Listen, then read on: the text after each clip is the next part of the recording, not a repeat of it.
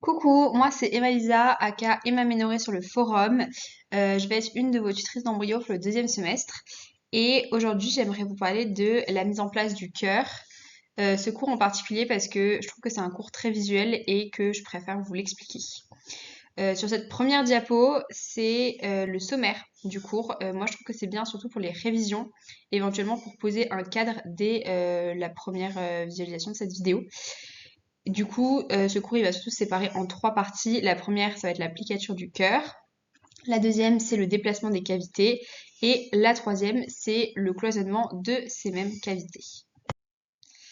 Donc pour commencer, on va parler de l'applicature du tube cardiaque qui comprend déjà, premièrement, la mise en place. En fait, là, je vais vous expliquer c'est quoi, qu'est-ce que comprend le tube cardiaque.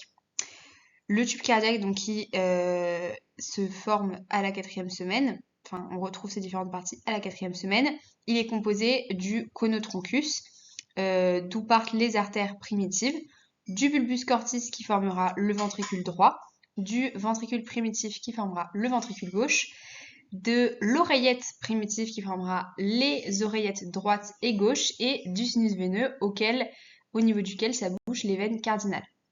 Là, vous vous dites, ok, c'est plein de formations les unes à la suite des autres. C'est pas forcément très clair. Lorsqu'on va voir l'applicature spécifiquement de ces cavités par la suite, ça sera bien plus clair. Du coup, on va voir maintenant le phénomène de plicature des différentes parties que je viens de vous expliquer du tube cardiaque.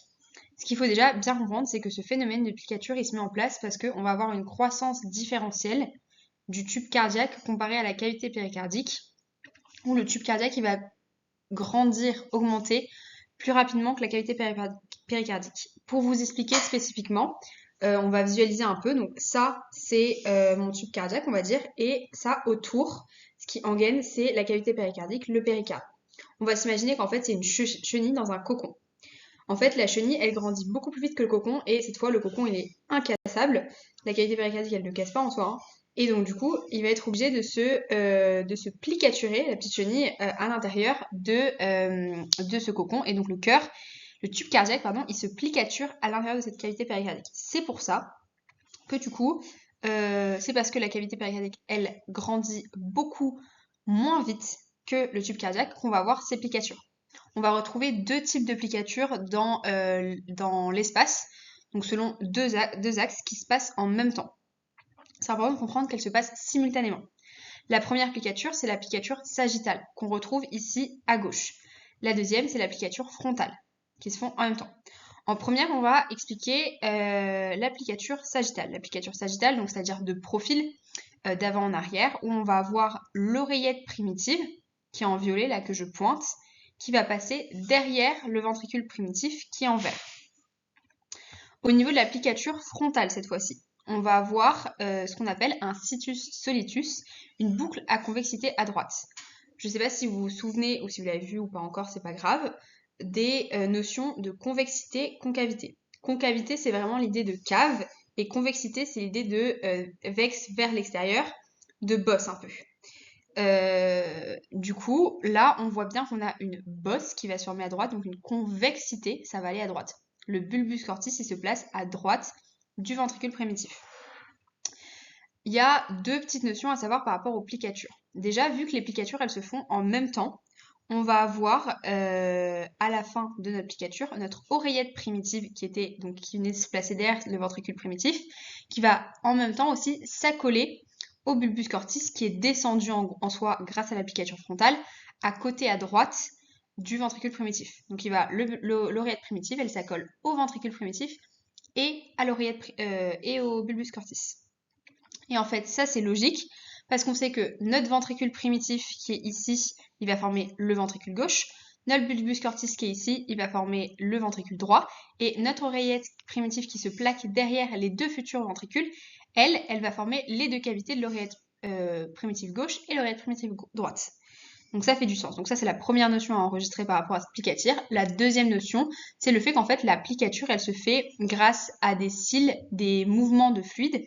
Et lorsqu'on a le fluide qui part dans le mauvais sens par rapport à la plicature frontale, on va avoir juste un situs invertus à la place de notre situs soletus. Donc à la place de... Et en fait, ce que ça va faire en conséquence, ce qu'il faut retenir, c'est que le cœur, il est à gauche de votre poitrine. Et si on a un situs invertus, donc c'est inversé, à la place d'être à gauche, c'est à droite. C'est simple. Deuxièmement, on va retrouver donc un déplacement des cavités. C'est-à-dire que là, on a eu notre tube cardiaque, les différentes formations de notre tube cardiaque, le tube cardiaque qui est plié parce que la cavité péricardique, elle grandit moins vite et donc du coup, il se tortille à l'intérieur de cette cavité. Et du coup, en fait, ce qu'il faut visualiser, c'est le fait que notre tube cardiaque, là, qui est plicaturé, c'est un peu un tuyau d'arrosage en zigzag. Sauf que maintenant, on veut former des cavités dans notre cœur. Pour former des cavités, on va former ce qu'on appelle le canal auriculo-ventriculaire, et ça va se faire en 2 temps.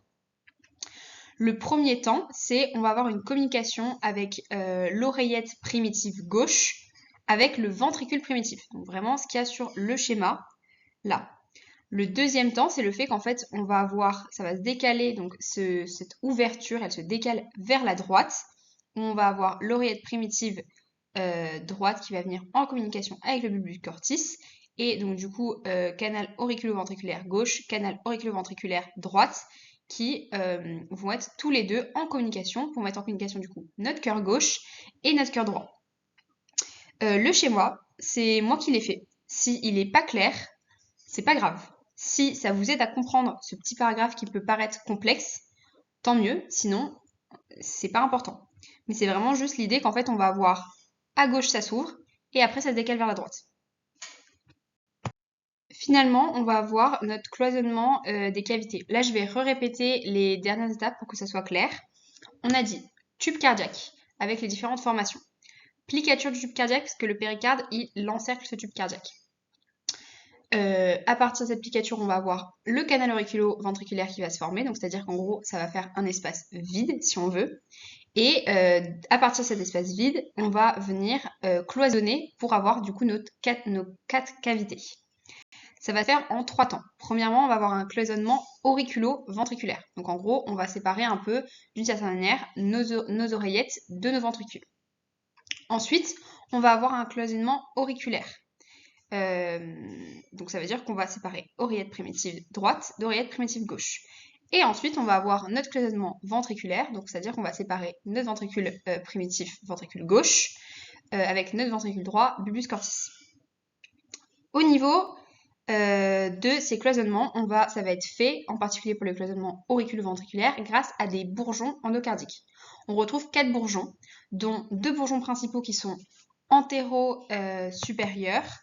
Donc là, les bourgeons principaux, c'est ce qu'il y a en orange, l'antéro-supérieur, celui que je vous pointe, et le postéro-inférieur, celui que je vous pointe encore.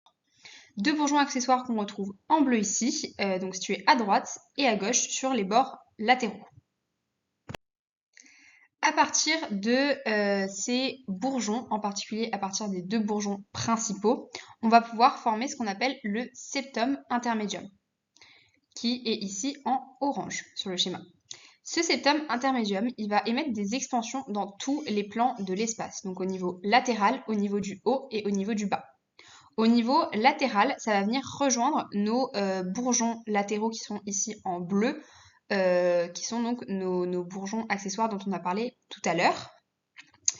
Et ça va venir former ce qu'on appelle des valvules des orifices auriculo-ventriculaires. Donc en fait, c'est vraiment cette idée de cloisonnement auriculo-ventriculaire qui est formée par des valves.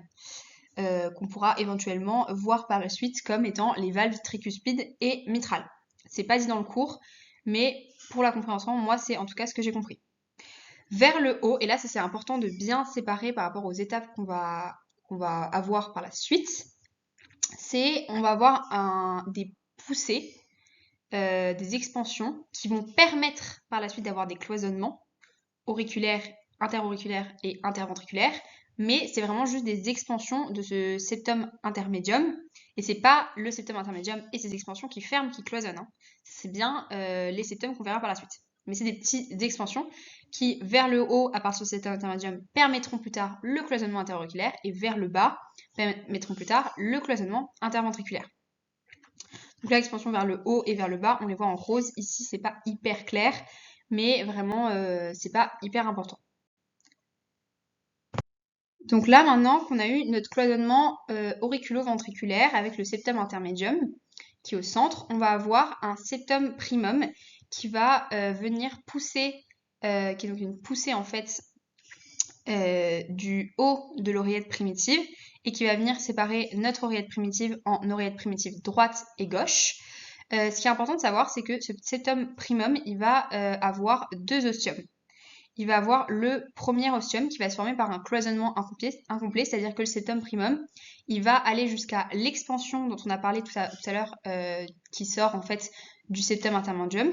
Donc c'est-à-dire qu'on a l'expansion, enfin le septum intermedium, cette extension du septum intermedium, là le haut de l'oreillette primitive, la descente du septum primum. Le septum primum, il va pas toucher l'extension du septum intermedium. Il va laisser un petit espace et cet espace, c'est ce qu'on appelle l'ostium primum. Donc on a vraiment un cloisonnement incomplet. C'est hyper important que ce soit incomplet. Par la suite, ce septum, il va se refermer. Sauf qu'en fait, ce qui est hyper important de comprendre, c'est que ces cavités, elles ne peuvent pas se fermer tant qu'il n'y a pas la circulation pulmonaire. Et cette circulation pulmonaire, c'est la circulation qu'il y a quand le bébé est né, à la naissance, vous savez, d'un coup il respire, il crie, il pleure. Ça, c'est la mise en place de la circulation pulmonaire. Donc jusqu'à la naissance, il faut toujours que les cavités, il y ait une communication entre elles. Si l'ostium primum se ferme, il faut qu'il y ait un nouvel ostium qui se crée. Et là, ce nouvel ostium, c'est l'ostium secundum. Cet ostium secundum, c'est le seul qui n'est pas un cloisonnement incomplet et qui se forme par une apoptose, c'est-à-dire que les cellules vont mourir en haut. On reprend l'explication avec le schéma. En bleu ici, on voit le septum primum qui est en train de descendre, de se former. Hop, là, il ne va pas jusqu'au bout, jusqu'à l'expansion du septum intermédium, il s'arrête un peu avant, donc il fait un cloisonnement incomplet pour former notre ostium primum. L'ostium primum, il se referme, sauf qu'il faut toujours qu'il y ait une communication entre les cavités. Du coup, ostium secundum par apoptose. Voilà.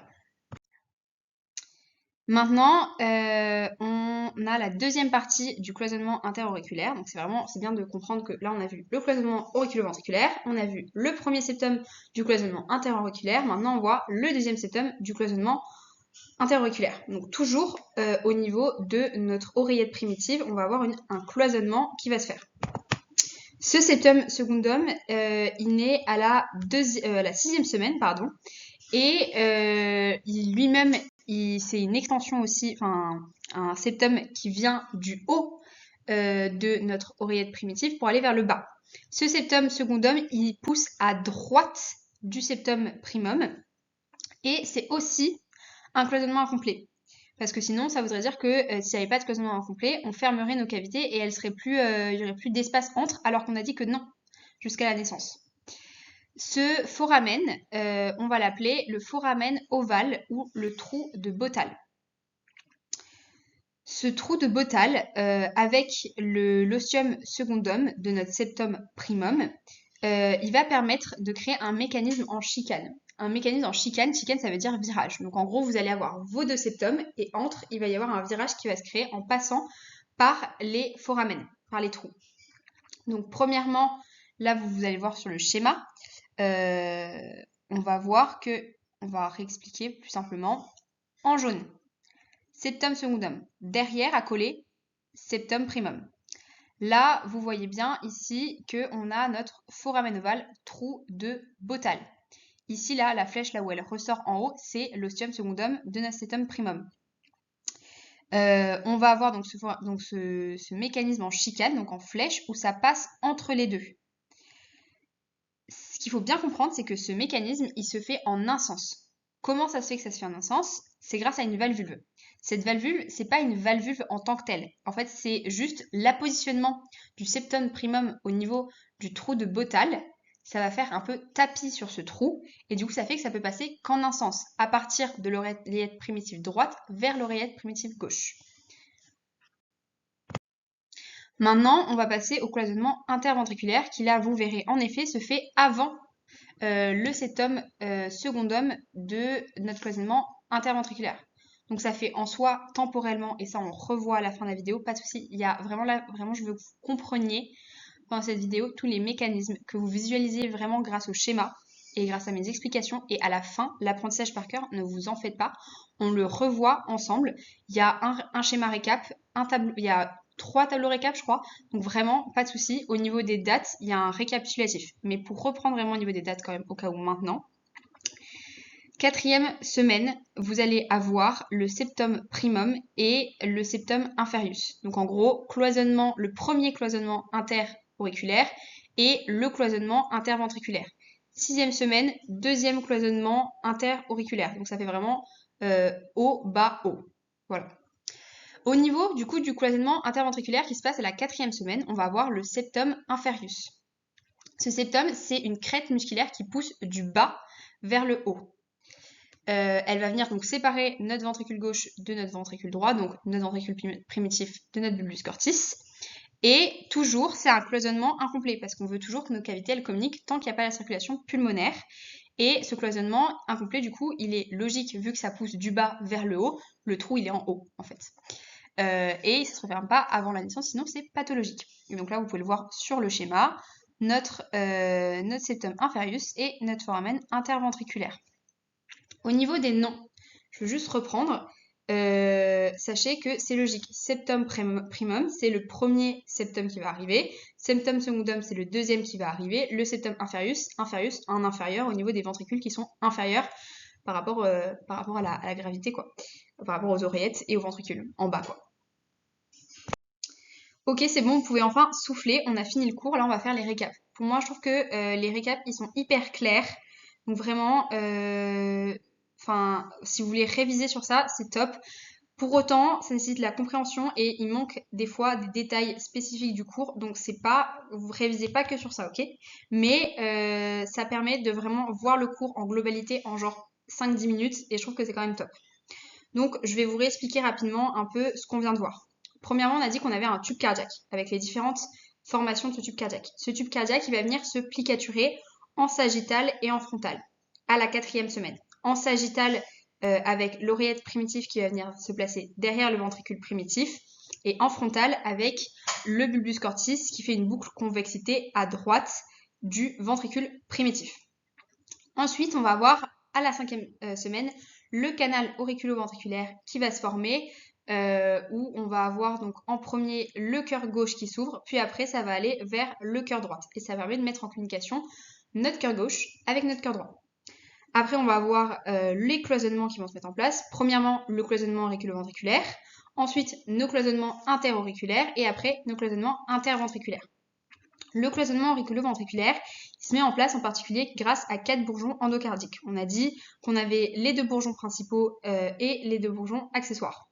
Grâce aux 2 bourgeons principaux qui sont en haut et en bas, on va avoir entre le septum intermédium qui va se mettre en place. Ce septum intermédium, on a dit qu'il allait faire un peu des petites expansions. Mais ce qui est important, les expansions en soi qui sont importantes à retenir, c'est surtout le fait qu'on va avoir des valves qui vont se mettre au niveau des orifices auriculo-ventriculaires droite et gauche et qui du coup vont un peu permettre par la suite la mise en place des valves mitrales et tricuspides. Ensuite, on a notre cloisonnement interauriculaire, donc entre nos oreillettes, qui va se faire par 2 septums. Le premier septum à la 4e semaine, le septum primum. Ce septum primum, il va donc du haut vers le bas. Et c'est un cloisonnement incomplet où en bas, il va laisser un ostium qui va se refermer. Ensuite, vu qu'il faut toujours laisser nos cavités ouvertes en communication, on va avoir l'ostium secundum qui se forme en haut. Et ça, c'est hyper important. Ostium secundum sur le septum primum. Hein. Ça, vous n'oubliez pas. Hein. Ça, c'est un piège. C'est basique. Ostium secundum, du coup, par apoptose en haut du septum primum. Ensuite, à droite de ce septum primum, toujours interauriculaire, on a le septum secundum à la 6e semaine qui pousse, toujours cloisonnement incomplet, qui laisse du coup en bas le trou de Bottal, foramen ovale. Et grâce du coup à ce septum primum et ce septum secundum, on va avoir notre mécanisme en chicane qui fait passer du coup du fluide de l'oreillette primitive droite à l'oreillette primitive gauche. Et il y a une petite valvulve qui se crée au niveau du foramen ovale grâce au septum primum qui est accolé en fait.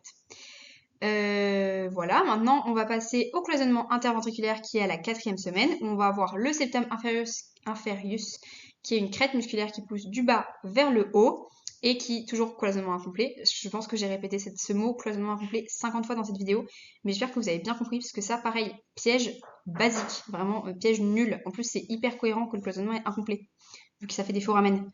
Mais foramen interventriculaire en haut, et se referme, il faut qu'il se referme avant la naissance, pardon, parce que sinon ça fait des pathologies. Enfin, en fait, il faut qu'à la naissance, il soit refermé, quoi. Là, normalement, si vous avez bien compris, ce récap, il est peut-être un peu lourd, mais normalement, si vous avez bien compris le cours, ça doit vous paraître un peu plus évident, en tout cas.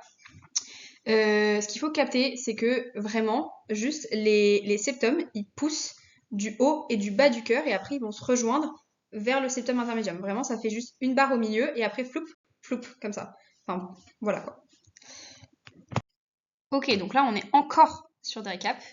Donc j'espère que vous êtes contents de voir que cette vidéo en fait ne fait pas réellement 25 minutes mais plutôt genre 18 minutes et qu'en fait après c'est juste on récapitule ensemble. Alors là c'est encore comme vous pouvez le voir un magnifique schéma que je vous ai fait. Si vous ne comprenez rien à mon schéma, ne le regardez pas. Vraiment c'est moi qui l'ai fait, c'est pas un schéma de la prof, c'est pas un schéma qui va tomber. Oui d'ailleurs les schémas ils tombent à l'examen.